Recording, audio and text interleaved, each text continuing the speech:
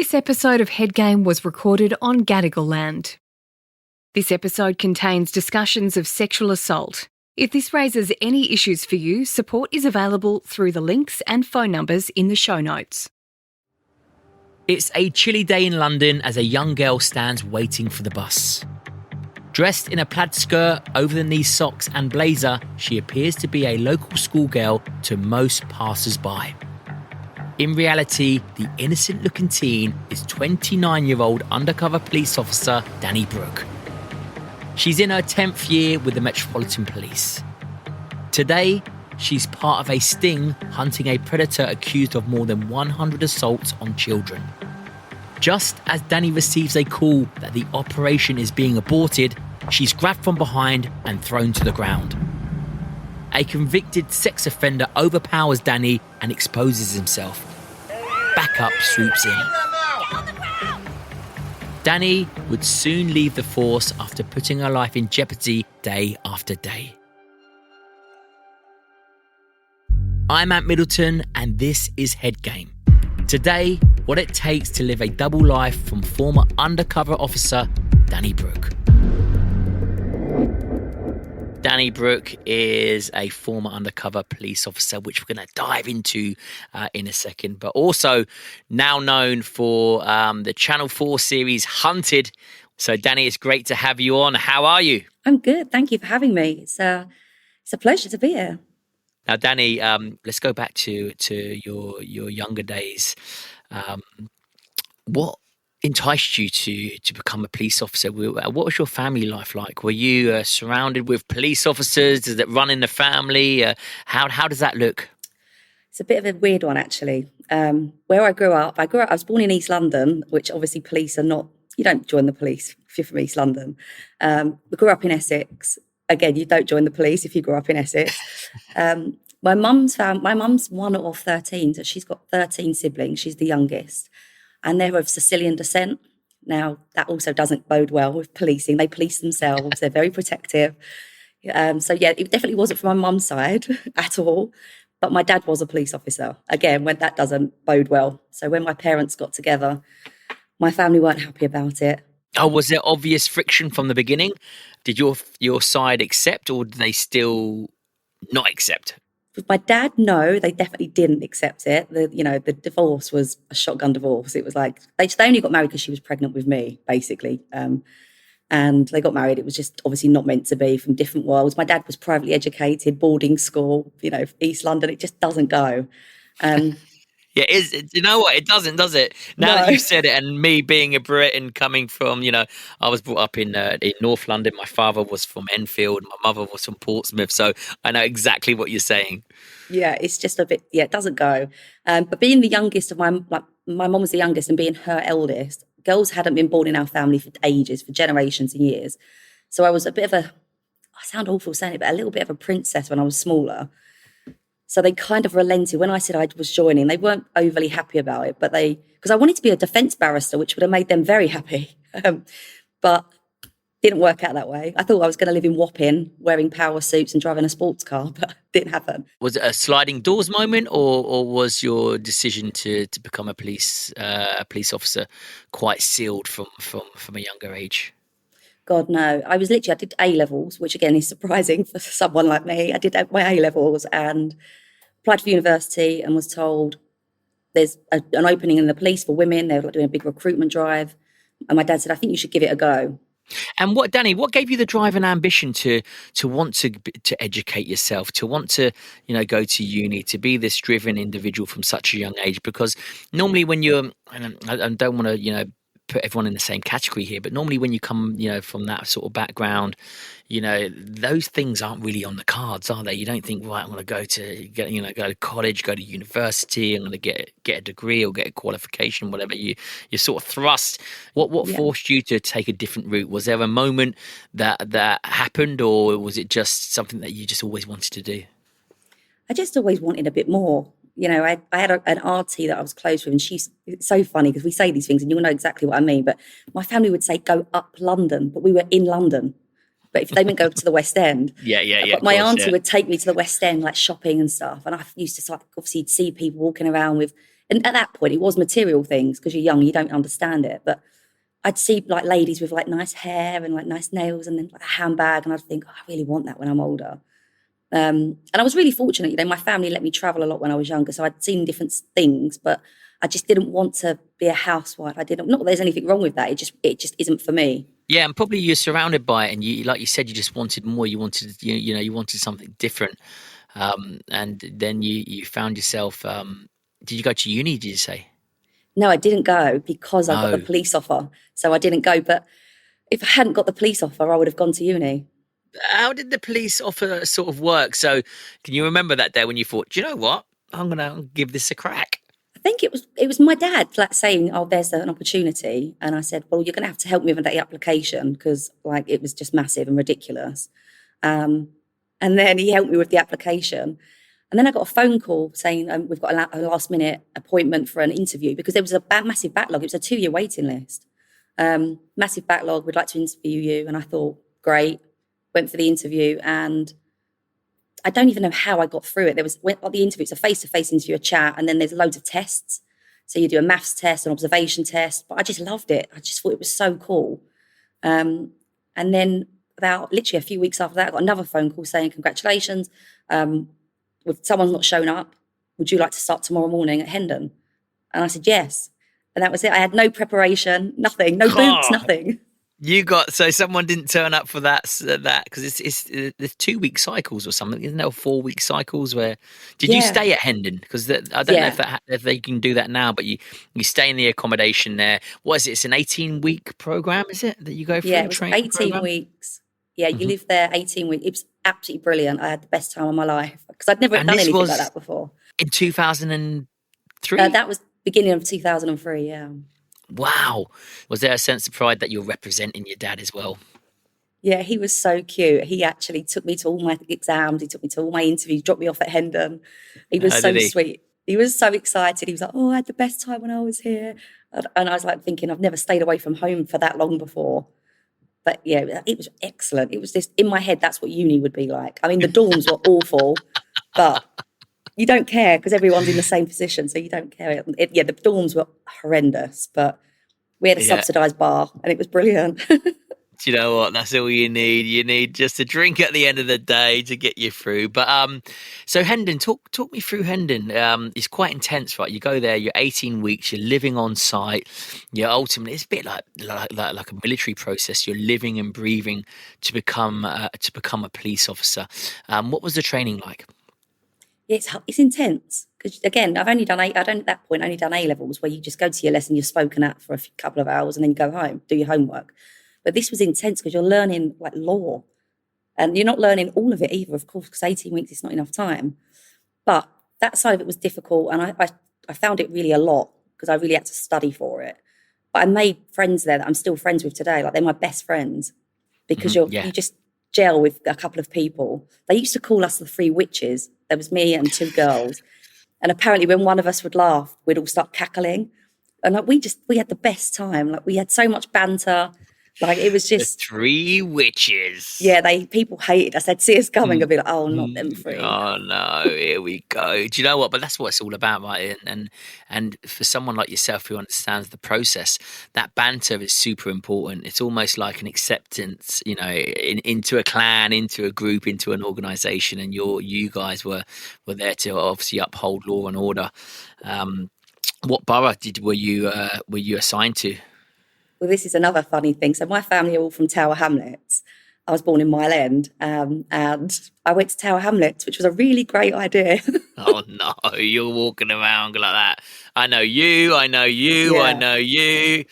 Wow. Yeah. If I had £1 for every time I walked into custody and saw someone I knew that was sat there in handcuffs, I could have left the police early. It would have been great. Yeah, and they're like, hey, Danny, what are you doing here? And you're like that. What are you doing here?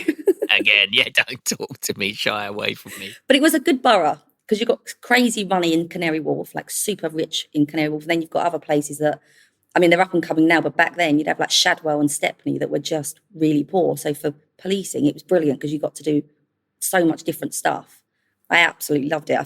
I loved my job. I was very obsessed with it. Yeah, that's very evident on to going on to what where you decided to take your career within the police force, because there's multiple sort of courses, there's multiple avenues you can go down. Did you know what you wanted to do? I take it there's a probation period like any other time where you have to do a couple of years, left Bobby on the beat, which doesn't exist, but you have to go out on the streets. Is it a 2-year process? And then within that 2 years, you sort of decide where you want to go from there? It's supposed to be, yes. It's exactly what's meant to happen. But you know what it's like, the ways and means. Well.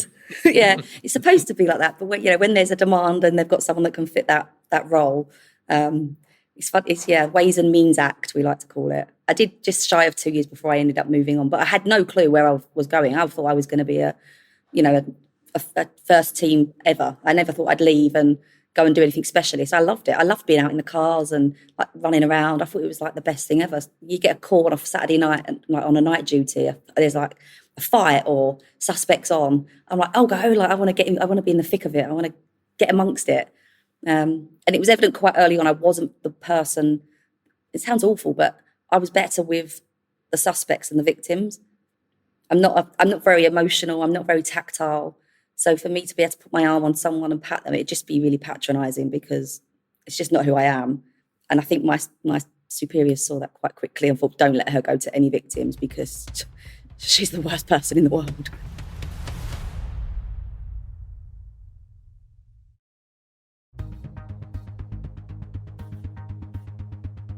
You're jumping in and out of cars. You're going to crime scenes. You're dealing with people on the streets.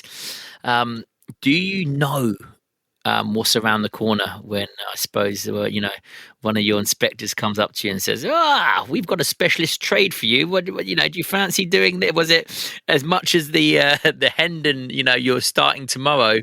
Was it very much like that with the specialist trade that was put in front of you, shall we say? Yeah, they didn't word it so nicely. They told me not to come into work the next day and go straight to New Scotland Yard and wear a suit. And I was so scared. So you're Bobby on the beat. You come back and they say, and this is what they say to you: don't come in tomorrow.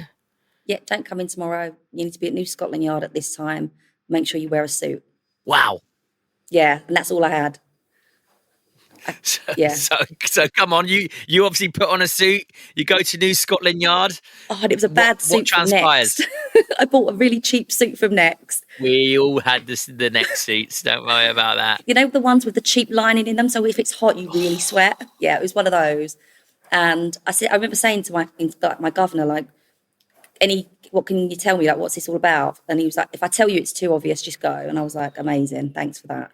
And then I've got there, and I've been to the yard before for briefings and stuff like that, but I've got there, went to this floor, come out the lift, and it was all closed. It wasn't open plan, which was odd. So I knocked on the door and I was met by this lovely Scottish man, and he said, "Oh, you must be Danni." And I was like, "Hello." He was like really nice, and he just said, "You obviously don't know why you're here," because he could see I was nervous. I said, "I have no idea." And he took me in and he just basically explained what SCD-10 was, what they do, how it works. And I made such an idiot of myself because I said, "Oh, no, it's fine. I've been doing undercover work anyway on my borough. I've been wearing my own clothes and going out and arresting people in cars." And he was like, "That's not how this world works." And I was like, "Oh." So go back to that title you just said, SCD-10. SCD-10. Right. When you come out of that meeting, what do you understand about this role? That I'm going to have, basically, if I pass the course, have a double life and live amongst basically the worst kinds of people in the UK. I'm going to live amongst them, infiltrate them, become their friend, and basically manipulate them to give me all the information that we need. But undercover, I'm going to be one of them, and they like me, and we're all going to be friends. And I'll be honest, I walked out of there and just thought, like Jason Bourne. Obviously, it's nothing like that. But when you're young, you don't get it. And I remember he said to me, "What's your interest? What do you like?" And I remember thinking, I don't really know what he means, because everyone in that unit has a specialism. So some of them might be mechanics, some of them might be foreign speakers, some of them are art enthusiasts and pros. Obviously, I have none of that. And I just got thrown in to what they thought was my specialism. And it turned out it was. But, I was young I knew how to party and I knew how to go to the clubs. You know, I used to go to China Whites on a Wednesday. Like, I really was a Yes, party good girl. old China Whites. I love that. Faces on a Saturday. Like, I went to all Yeah. those places, and I never told anyone what I did for a job, but I went to all these places, so I knew how that world worked. So that's kind of where I fell into. So drugs basically became my thing to go and work on. So yeah, you literally thereafter you have to go on to you literally have to build a double life, don't you? You Yeah, literally have to forget about your pre-existence and lie to your mind, lie to yourself that you're this other person. And that's exactly what it is. You're living a lie. You're lying to yourself, therefore you're living a lie. And it's you're completely manufacturing something, but you have to know that people don't understand. You have to know this pseudo person better than you know yourself, right? You almost have to push yourself aside because this is the new you. From every single detail, if someone tries to catch you out, if someone gets suspicious that you're an undercover police, they will ask certain questions. You literally have to go so deep into this second life that you become it. yeah, it's true. Because if you're being yourself, you just know the answer because you're telling the truth. But when you're being someone else, you need to. It's constantly on your brain. Like why am I here? What's my name? Like if you're walking down the street and someone shouted out Dan, I'd obviously turn around. But if I'm not, Yeah. most of the time you do use as close to your name as possible, but some cases you don't. So, you need to be on just little stupid things like nuances like that, or that obviously my accent, if I'm in Scotland or in the north, what am I doing up there? This accent is not local. So what am I doing there? Yeah. So you need answers all the time. And it's not like you have to sit there and reel it off because it's not an interview, but you need to be natural with it as well. So, but I think because I was young, I didn't know any different. Mhm. And how hard was that for you to adapt? Surprisingly easy. I quite liked it. I felt like it was quite like acting a little bit, and I thought it was quite. I didn't know any different. And when I'd met some of the former UCs or the undercover officers who had done this for years, they were so cool in my head. I thought they were absolutely like elite, and I just wanted to be a part of their clique. There was no real girly girls in the unit. There was a few girls, but not many, and they weren't really girly. I was really girly. So I always felt a little bit like I was never going to get to the clique because I was like the young, girly, stupid one. But I really wanted to be a part of the clique. I wanted them to say, do you want to go for a drink later? And I wanted to be invited to all these things, which Yeah. you don't get invited to unless you've made it, unless Yeah, you've of proved course you yourself. do. And it's almost that imposter syndrome, isn't it? But ultimately, when you look at that imposter syndrome, you are actually living that imposter syndrome because Yeah. you're being someone else. When you fully qualified for that role, when you passed the course, what was your first day at the office as a fully qualified imposter? Let's call Yeah. it. What did that look like, and how did it differ from what you were used to?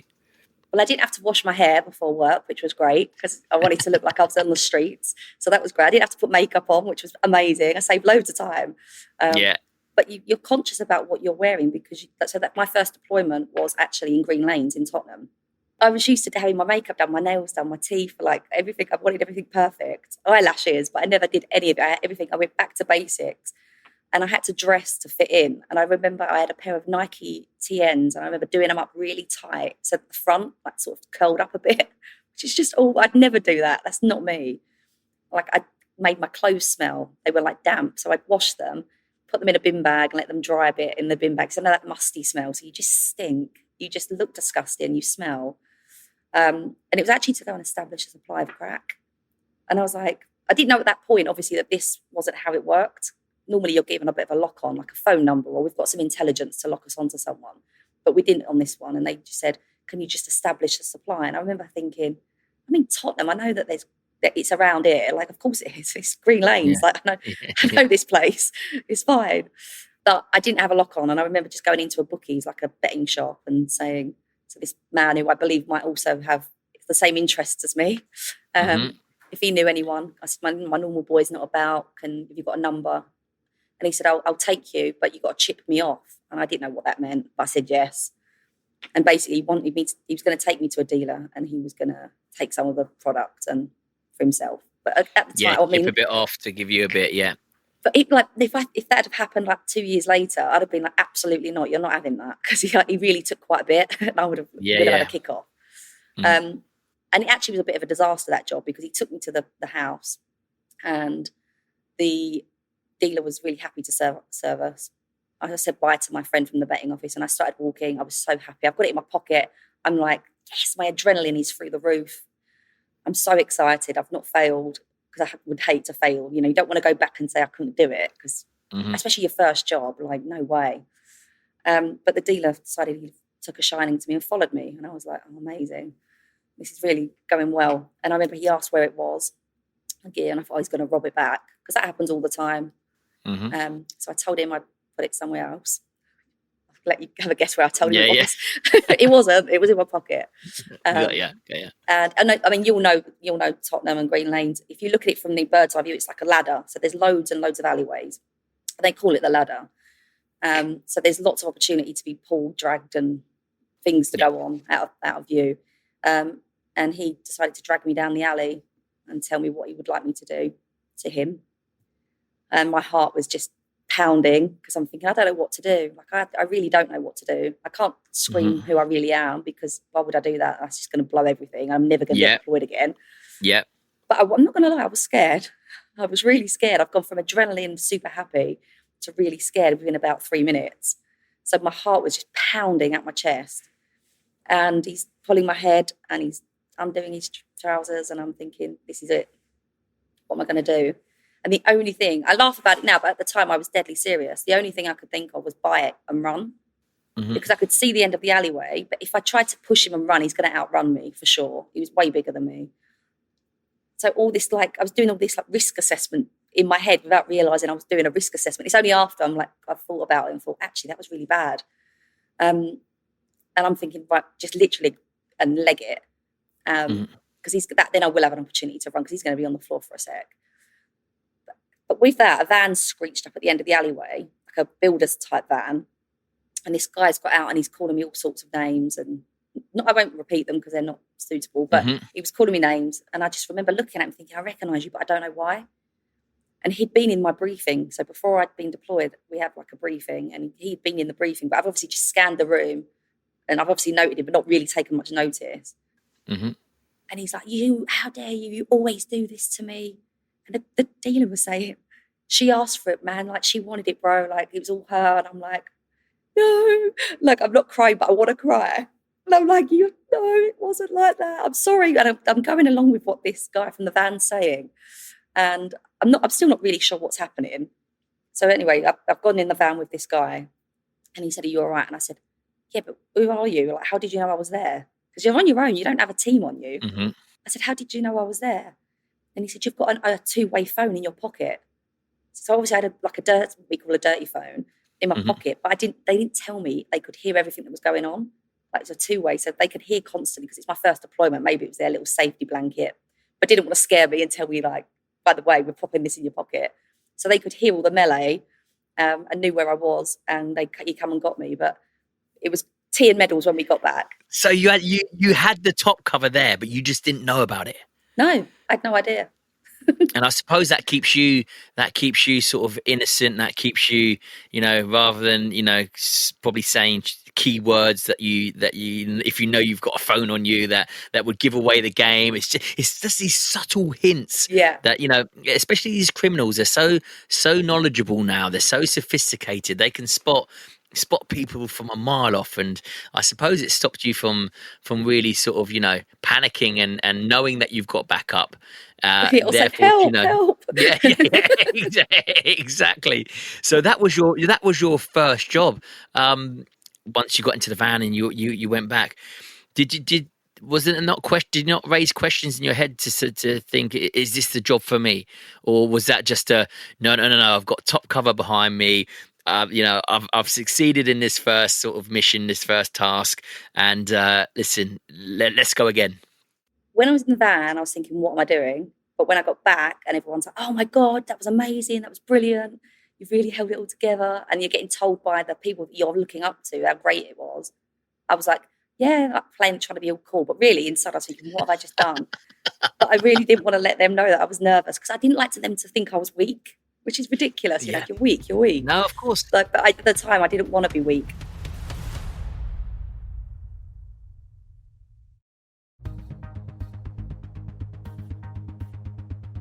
When did it start to go on to the more sort of seedy stuff? Were you assigned just for the drugs in a specific time scale, and then did you go on to the more, I call it hardcore stuff, or was it just different missions at a time? One could be a drug one could be a paedophile, one could be a sex offender, or how did that work? So some days I'd have more than one job, more than one deployment, which was wild. But you don't get the good jobs, like pubs, clubs, festivals.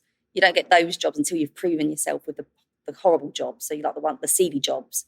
So you have to do loads of the what we class as horrible jobs before they'll deploy you into a pub. I mean, anyone can go into a pub and score. It's easy, isn't it? Yeah, of course. But I'd much rather dress like that than like some of the ways I was dressing. And then for the decoy stuff, I did loads of decoy work, but decoys rarely work. I think there's now, in the UK, there's now only 5 successful operations for decoys. But my successful decoy job, when I say this out loud, it just sounds ridiculous. But we had a predator. There was like over 121 victims of this predator. He started with a bit of upskirting, bit of overclothing, touching, and it was all schoolgirls. And they said to me, now this is where the banter comes in, and people are like, what is wrong with you? But you have to be in dark humour, gets you through it. Yeah. When I got this phone call from my handler and he said, I've got this job for you and it's perfect, and he was laughing, I knew there was something not quite right with it. So I went to the briefing and they said, we've got you, you don't need to bring any kit, we've got the kit here for you. I was like, okay, brilliant, amazing. Because sometimes you would get that. Sometimes you might get a nice new coat to wear, or if it's somewhere high end in the West End, they'd get you a nice outfit. I've walked into this room and it was on a TSG base, like the riot police, tactical support group base, which is never a good thing. That's never good, walking in there as a UC, because you know there's something really going to go down here. And they pulled out school uniform and said, that's your kit, go and put it on. And I was just like, I'm not putting on a school uniform and walking back in this room with this lot. And they were like, yes, you will. And I was like, no, I won't. It's your job, get it on. Yeah, so I went and put it on, and I was just like, I was really skinny then, like really young, really skinny. And I was just putting on this school uniform, and I felt such an idiot. So Danni, just jumping back into that and jumping into your mindset, jumping into your headspace. You're going to be on this job for a while. You're undercover. Yes, you're after a predator. You in your head, are you thinking, we got to put an end to this. More people are going to suffer. Ultimately you're serving the people, right? But do you get into a sense of character? It's not just a case you're putting it on once and away you go. You're donning this school uniform every single day. You're jumping into a different character. You've got to act like a young, naive, probably drunken schoolgirl, whatever it may be. How hard is that? And does it engulf your whole life? People go, leave your work at work, and but it's very, very hard to do that with something like this, because you're living and breathing it, and until it becomes the norm. Because when it does become the norm, that's when it works. Right? How what's going through your head, or are you just running with it, or you just rolling with it? Yeah, it's really funny you say that, because at the time, I'll be honest, I was just running with it. In my head, I was like, it's work. Of course you want to catch them. I'm super competitive. I don't like losing. So, of course, you don't want them to be smarter than you. You want to get him. And there'd been so much more of this operation before it got to this point. They'd done surveillance, they'd done lots of stuff, but they just couldn't get him. They had one grainy picture of this guy. He was super CCTV aware. So I was obviously keen to get him. But what I will say is decoy jobs are very few and far between with a good success. Like, they're not very successful. So I'll be honest and say I wasn't convinced we wouldn't necessarily get him. So you're running kind of, and it's horrible because it's kids and you have to it's just not acceptable. So you're like, you do want to get him. But it wasn't, we did it for 2 weeks, and it wasn't, which is a very short deployment. But So every day you're getting dressed in the same school uniform. What's your routine like? You're hanging around bus stops at peak school times, I take it, and you're having to blend in, and probably people are going, I've never seen you before. Who the hell are you? And Yeah. how School does that look kids on are a saying it day-to-day to me. basis? Yeah. School kids, the girls, it was an all-girls school, and they were like, I'm wearing the same uniform as them, and they're getting on the bus. They're like, you're not coming on the bus. I'm like, I'm not going in there. I'm not going today. And they just thought I was a bit of a rebel, and I was just going to like not go. I was the new girl, and I'm just not going to school. And I've been put there by my parents because I'm naughty, without going into extreme detail with them. Mm-hmm. But on that particular job, we did have a team because, of course, he could strike at any point. We did have a team, so there was a surveillance team around. So if he did attack, they would get him quick. But to this day, that was probably my best job, even though it was like not as exciting as some of the others, because like some of the others, it's really intense when you're infiltrating an armed robbery gang. That's intense. Like that's really big work. And this wasn't long and big work, but the impact it had after. And now I've left that bubble. When I look back at it, I'm like, I'm really glad I did that. And I'm glad it was me that did that. So the last day of the job, this is really weird as well. And you like what you said about mentally, like things in your gut and your head. I don't know why. The phone rang, my dirty phone rang, and it was my senior investigating officer. And she said, end exercise, go back to your safety location. And I was like, okay. For some reason, I can't tell you why. I started walking and I turned round, and there was this guy, and he was peering around the corner of it was like a corner of a house, but it was like a bush and a bit of a wall. But I'd seen him. I kept walking, and before I could even like get myself together, I think actually that might have been something, because in the grainy CCTV, he was similar, same dress. But before I could even get my thoughts together, I could hear behind me, and he just grabbed me around the throat, put me on the floor, done what he wanted to do, which felt like it lasted for like ever, but it wasn't. It was literally less than a minute, because the team obviously saw it and they like got him, which was great because it was me and not another kid. So what do you mean? So he grabs you around the throat. So you hear these footsteps, and you've been told to index. So this is like index. Listen, mission didn't work. So he's grabbed you from the back, pinned you to the ground. Yeah, I'm on the floor. He's getting himself to a position where he wants to be, if you know what I mean. Oh no! But again, it's good. It's me, because I know that I'm putting myself in that position, and I'm an adult, and I know what I'm doing, and I can deal with it. So I'm glad it was me and not one of the girls, because it just ruined their life. It's just awful. And some of the girls' mums actually wrote me letters after, and that's why I think it's my best job, because you see what your work has impacted someone. And one of the mums said that her daughter had actually been a repeat victim, so he'd got her twice. Not that he knew it was the same girl, because he just saw the uniform. And she said in the letter that her daughter can now sleep at night. She's not wet in the bed. And as a parent, I'm like, wow, yeah. But I'm glad it was me, not like one of the and girls. you can almost put aside all of the fucking seediness, all of the vileness aside, knowing that you've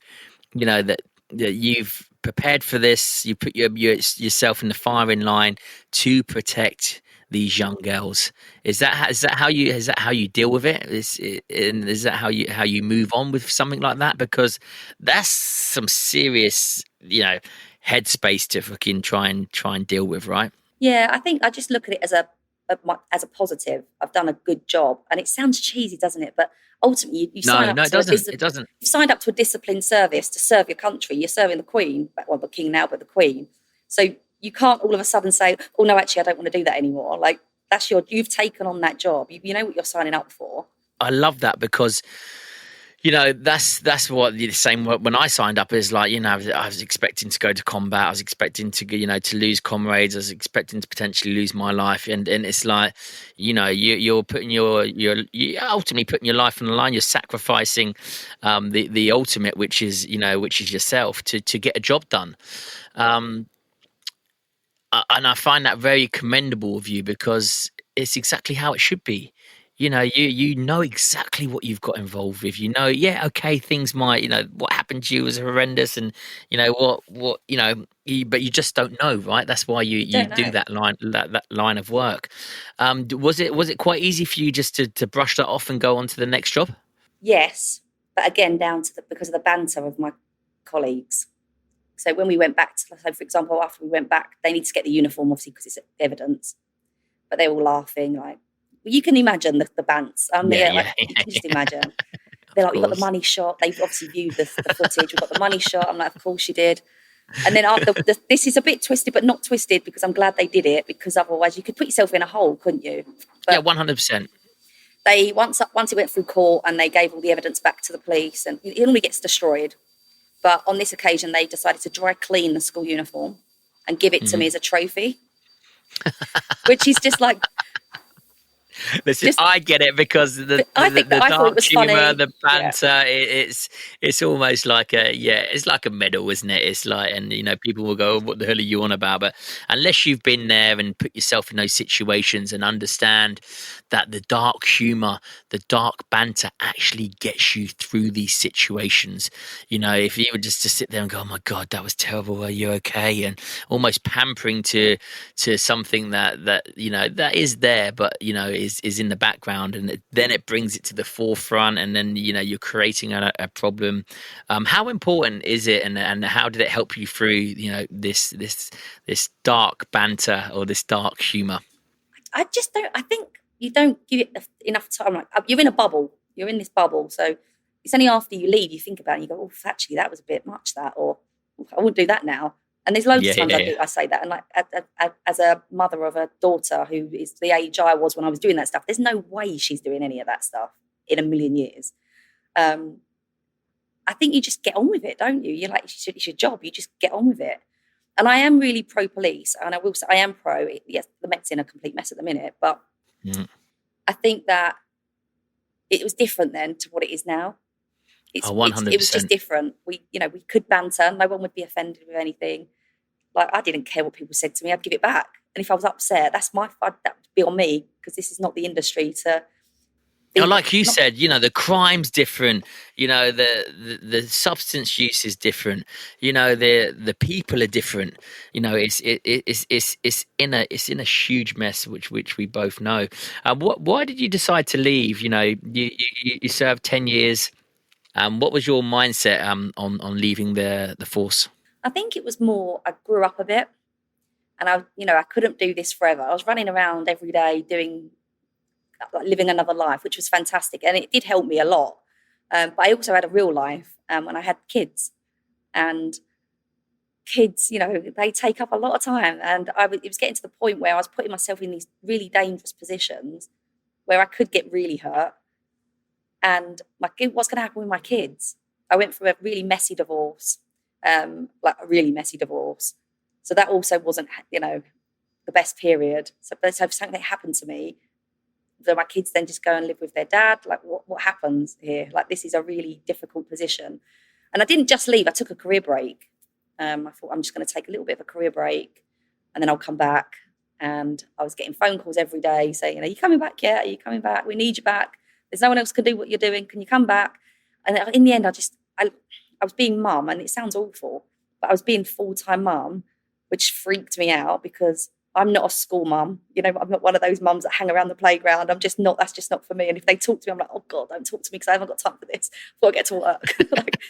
I'm just not one of those mums. And there's nothing wrong with that. It just wasn't for me. Yeah, of course. I found that I just wasn't that lady. And then an opportunity came to move to France. So I took the kids, we moved to France. We put the kids in French school, which was the best thing we ever did, because our kids speak French, read, write, speak French. Bilingual. Our daughter's, she's the smartest, stupid person I've ever met. She's got no common sense, but she can speak, read and write 3 languages. And as a Brit, that's Amazing. Really impressive, isn't it? As Brits, we don't learn language. That is cool. You've gone from like a sort of a specialist organisation to the media world. How did the media world, good old Channel 4 with Hunted, because I think Hunted came just after SAS. Who Dares Wins. So we were. That's why we were floating around in the same sort of building and crossing paths and. This is why I've got you on the podcast. But how did that find you? Should never have found me. It was a friend of a friend had said, "Oh, I've got this job." And she worded it in a way that they made out that they were saying that someone was missing and they needed my assistance. And I was like, absolutely no problem. It was a Tuesday, and oh God, it's so embarrassing. I had leather trousers on, a blow dry, because I was going out in the West End on that Tuesday night. So, and the way she'd Check worded it you was just a out. meeting. Yeah, I thought I was real Essex, like that was my Essex moment.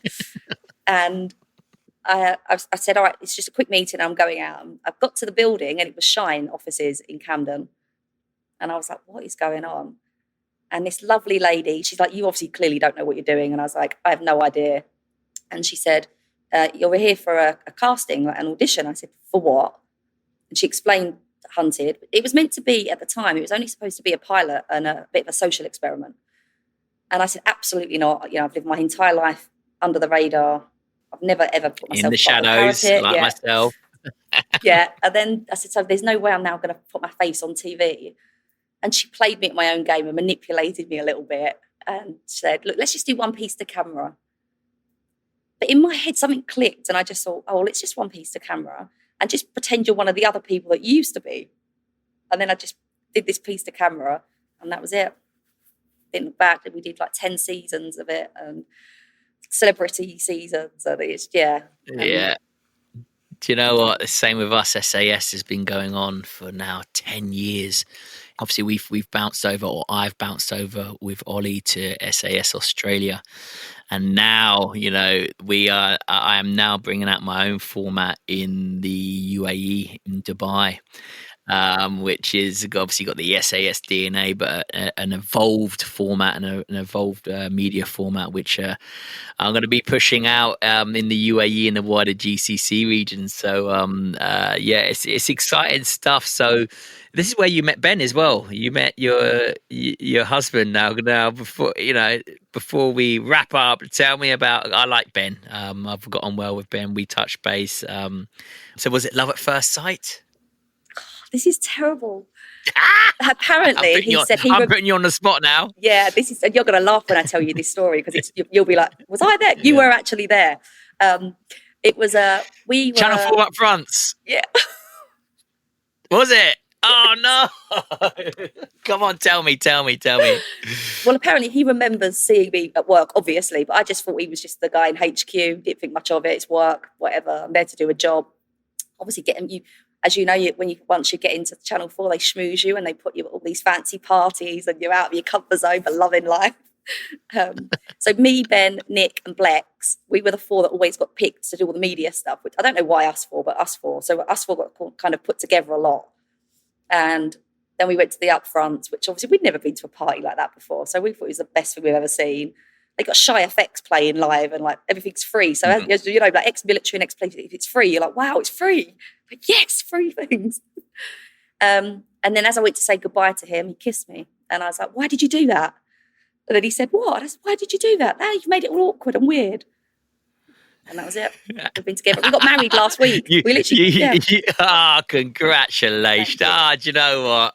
Love that. Yes, we've got a wedding on Head Game. Yeah, but you know what? He's a great guy. Great series, great fun. Is and also it leads to other opportunities. And what I love about it, and you mentioned it there, what I love about my decision to do it, to go from living in the shadows to the limelight, is it's just exposed a different part of me. It's exposed a different, it's like we could so easily just filter back into the background, live under these rocks, and for me, go around Africa doing the security circuit and doing what I need to do, a bit of mercenary work, whatever it may be. But to take that step and that leap of faith into what we've done, I know what it's like. I know how hard it is. I know what it takes. So I can only say well done to you, Danni. What's next for you? So Ben and I own a cybersecurity company. Nice, which is great. I still can't, I still keep my toe in here and again, here and there. But we've literally moved out. So Ben and I have quite a similar background. We've both done similar work, and we've just basically moved it all to digital. We've literally taken what we used to do physically to online. We teach open source intelligence. We do a lot of digital vulnerability for lots of different variety of people. And the business is going from strength to strength. We're putting everything into it. We love it. We're really excited about it. And I literally live by the motto of no risk, no story, because that's literally how my life is. And I say yes to everything and then say, why did I say yes to that? Wow. But you say yes and then work it out. No story. I love that. Do you know what? And I say there's no growth in comfort, Yeah. but no risk, no story. Absolutely right. And talking about stories, you've written a book as well, haven't you? Yes, which is, again, mental. I did A-levels, but I didn't think I'd ever be an author, let alone an award-winning author. Like, how does that even happen? Yeah. Do you know what, Danny? You and me have followed the same career, really. We've just, I've been in the military, you've been in the police, we've both jumped out. You've gone to hunting, I've gone to SAS. I've, written loads of books. You've written loads of books. Where can we get your book? And what's Amazon, it called? Well, there's two. I'll say the second version's better. There's two. The first one's called Go for the Job, and the second one's Undercover Copper. Amazon, of course, all the best bookstores are selling it. And the ones that aren't selling it, Of course. they're missing out. Yeah. It's really cool. And there's more happening with the book in the background, which is really exciting. I think it's allowed to be said. But the book's been made into a drama, which is really exciting. Yes, that is awesome. That's what you want. Yeah. Listen, you're smashing life. It's really, really good to see, Danny. But Danny, thank you so much. Your story will inspire others phenomenally. It's been a great conversation. Loved having you on. Loved having a fellow Brit on there on with me. And I wish you all the best for the future. Thanks, Danny. Thank you very much. Thank you. For more stories from Danny's life undercover, check out her book, The Girl for the Job. It's out now.